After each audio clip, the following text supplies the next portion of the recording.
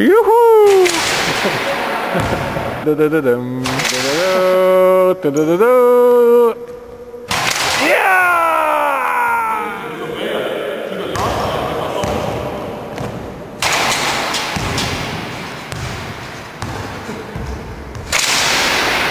Klausies kājās. Šis čals ir tas spēcīgais. Un izgāšanās. Kas par izgāšanu? Ģirds mēģinās ar otro piegājienu.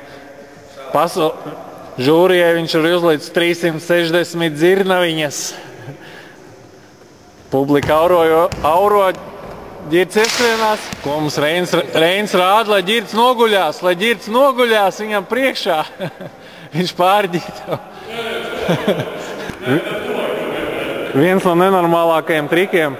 Reins leks pāri Ģirtam un dankos. Viņš lec, viņš neiedanko. Māvējošākajiem trikiem basketbola vēsturē. Reins leks pāri diviem cilvēkiem un dankos. Attālums ir vienkārši fantastisks.